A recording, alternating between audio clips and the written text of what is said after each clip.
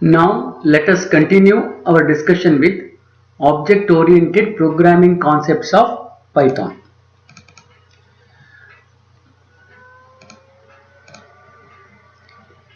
Since Python supports object-oriented programming concepts, it has the characteristics like class, instance, inheritance, function overriding, etc.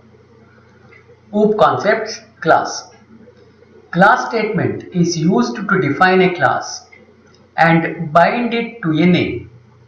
A method in a class is a function defined in a class scope with the first parameter as self.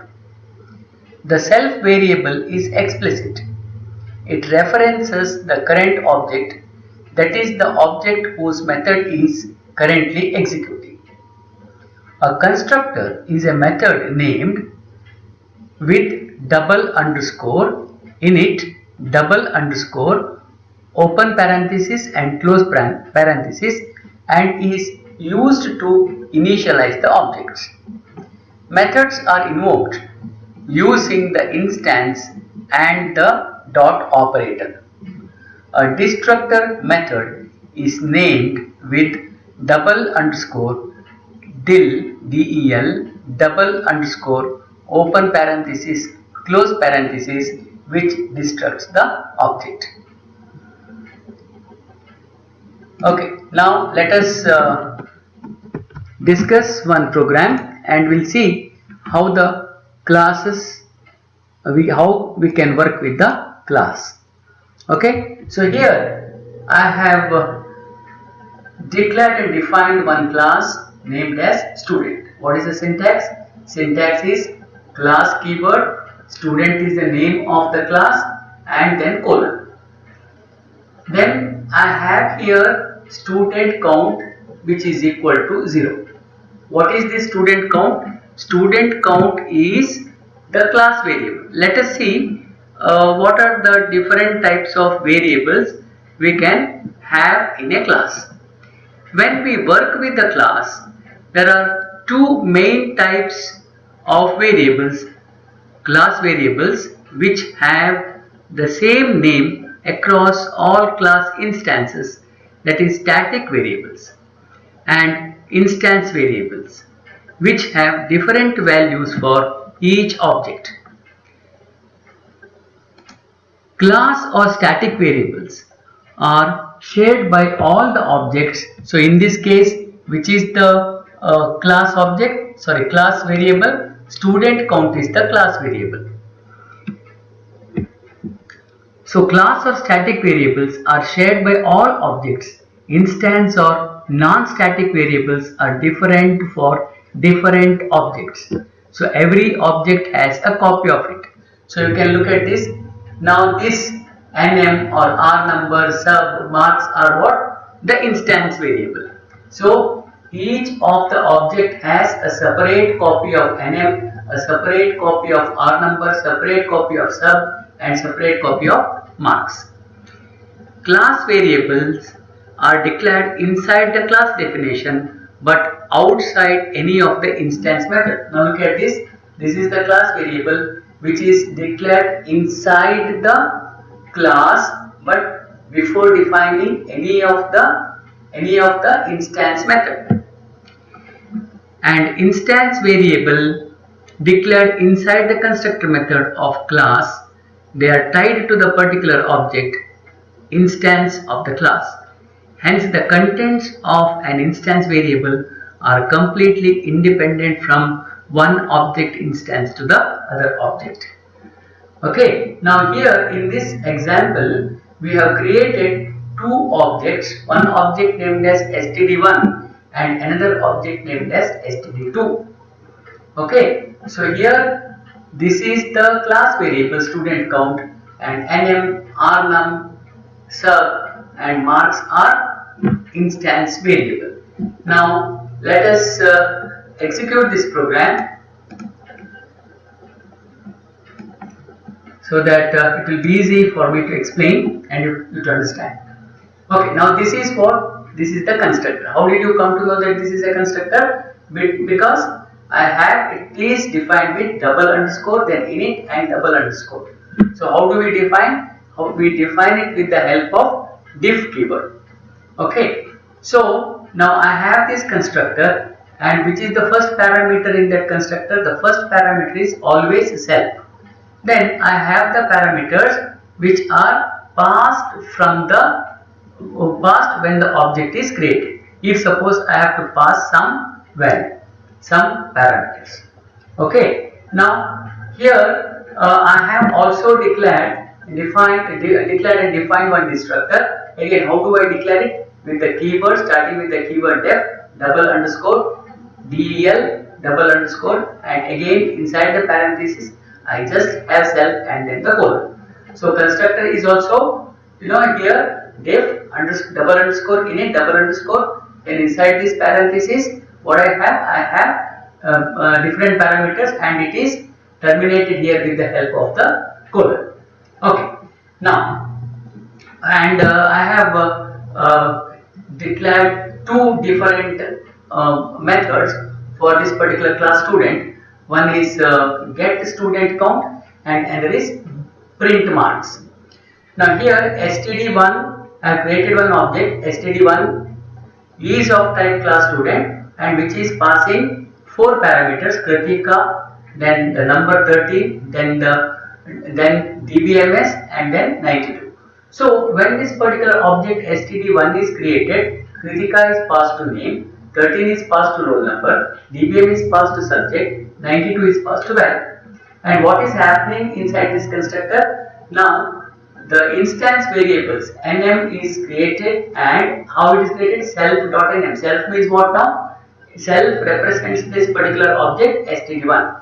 Why it represents that particular object? Because now std1 is created and what happened? Now this particular constructor is invoked.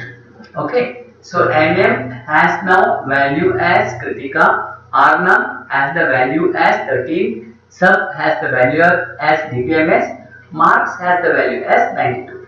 Okay, now what do we have? Student.student count is equal to student.student count plus 1. So initially the student count is initialized to 0. What is this? This is the class variable, and this class variable is the static variable, and it is available to all the instances of the class student. That is, all the objects of the class student can now use the same copy of student count. So now what I have, how do I access? I will access it with the help of the class name. So student.student count is equal to student.student count plus 1. Okay. Now I have got two methods defined here. One is get student count, and I just have the self as I have just one, since I'm not passing any parameters, so I just have self as the parameter. So I have written student.student count, and here also print marks is one more method. I have defined it, and since I am not going to pass any parameter from the calling place, it has just the parameters as self, which represents the object which is invoking this particular method. So here now the object is created. Now we will just call student std1 print marks. So std1 print marks, it is coming here. What is the printing it is doing? Student details it prints, then student name self.nm, what is that? Kritika. Roll number, what is that? Self.rnum, what is that? 13. And subject self.sub, what is that? dbms. And marks self.marks, what is it? 92. So now for std1, a copy of nm, a copy of rnum, a copy of sub, and a copy of marks is created, and they are all displayed here with the help of a function, member function print marks. And print marks is invoked with the help of this object std1 and with the help of this dot operator. Similarly, another object std2 is created. You can see it. Look at this. std2 is equal to student, and what are the parameters? Parameters are current, 14, IoT, and 94. And this current is copied where? to name, and 14 is copied onto roll number, IoT is copied onto subject, 94 is copied onto value. So when this particular object std2 is created, automatically this constructor is invoked and these passed parameters are initialized to instance variables for that particular object std2. So now nm of std2 is now initialized with this name. What is that? Current. R number of std2 will be having now what is that? Roll number, that is what is that value? 14. Now sub again the instance variable of this particular class, of the class std2 will have the subject as what? IoT, and again the marks instance variable of the object std2 will have the value as 94. So now we have created two objects. One object is std1 and another object is std2. So for these two different objects, I will have two copies of nm, two copies of rnum, two copies of sub, two copies of marks. But now look at this, what I have got only one copy of student count. When I had invoked std and when I created the object std1, this constructor was invoked, and what was at that time the value of student count was increased by 1, incremented by 1. So earlier it was 0, and once this std1 object is created, then the new value of student count has become 1. So second time this constructor is invoked when the object std2 is created. Now the new value of the variable, class variable or static variable student count has become student.student count plus 1. That is, the new value of student count is equal to 2. Okay. So now again std2.print marks I am invoking. So it is printing the values, the different values for the nm, the rnum, and subject and the marks. You can see here. So now it is printing current, roll number, IoT, and 94. So current, roll number 14, subject IoT, marks 94. You can again look at this particular print marks function. So after that, what happens? Now look at this. It is calling get student count method. Get student count method. So this is the get student count method, and what is it returning? It is returning student.student count. So what is the value of student.student count now? It is 2. Why? Because first when std1 was created, student count is incremented by 1. When std2 is created, again this constructor was called and the student count is again incremented by 1. So what is the present value of student count? It is 2. So it returns this get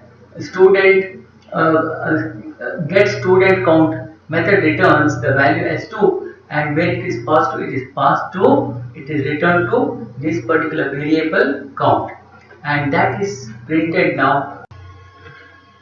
Look at this now. This statement count is equal to std2 dot student count.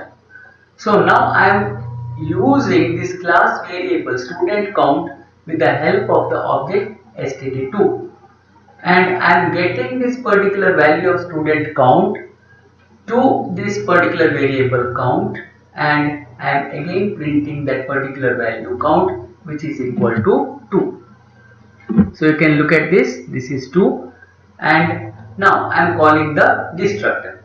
So del std1 and del std2. So here I am just printing. So in the destructor I just have this print statement to make sure that this particular destructor is called. Okay, so del std1 in destructor deleting the object is printed, and del std2 again I am in the destructor and deleting object is printed. So this is how I have shown you how the class can be defined, and how the objects are created, and how the constructors are automatically invoked, and different values of the objects are different values of the objects are initialized, and I am invoking different methods of that particular class using the objects, instances of that particular class.